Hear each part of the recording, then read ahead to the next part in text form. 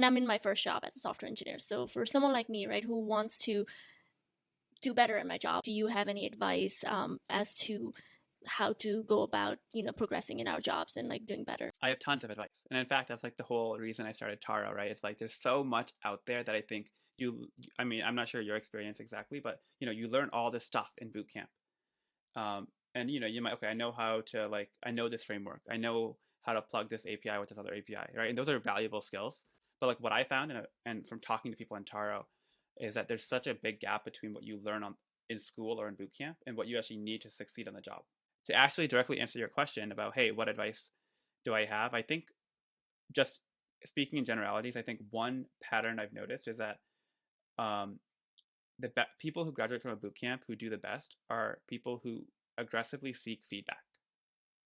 So I think it's easy, especially in a corporate world where you obviously want to have a positive relationship with your colleagues, right? Like um, you want them to think highly of you. You don't want to say anything negative to them.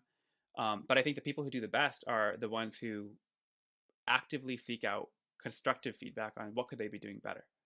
And it's kind of this weird thing, right? Because like if I feel like you could do something better, it's like the easy thing for me to do is just to ignore it. Or if you do ask me for feedback, like how am I doing? I'll say, oh yeah, you're doing good. Don't worry about it. Because it's like uncomfortable for me to give negative feedback and uncomfortable for you. Like why would I make both of us uncomfortable? And so I think that's the big thing. It's like asking for feedback. Like, how do you ask for feedback? Because most of the time, especially in tech, everyone is like super nice, you're doing great, but like I feel like there has to be a better way to ask the question. Yeah, I think that's a really good observation. That the default is just to be nice and almost nice to a fault, where you don't help anyone because you're trying to be overly nice. There are two tips I have there. One is to make it harder for people to escape the situation, right? Because if I ask you like, do you have any what could I do? Like a lot of people ask feedback like, am I doing okay in my job? And like the obvious answer to that is, yeah, you're doing okay, right? It's so easy for me to say that yes, and then I move on with my day.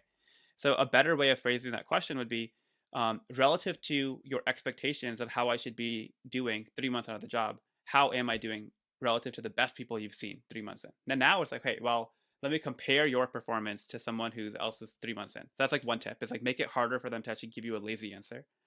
And then number two is you can also prompt them and say, hey, last week in that team meeting, I felt like I completely screwed up my presentation and no one was listening to me. What do you think about that? So now it's like, hey, yeah, that's actually a good point. Like now I can reflect on that particular scenario. I think those are two tips that I've used pretty effectively to actually get meaningful feedback.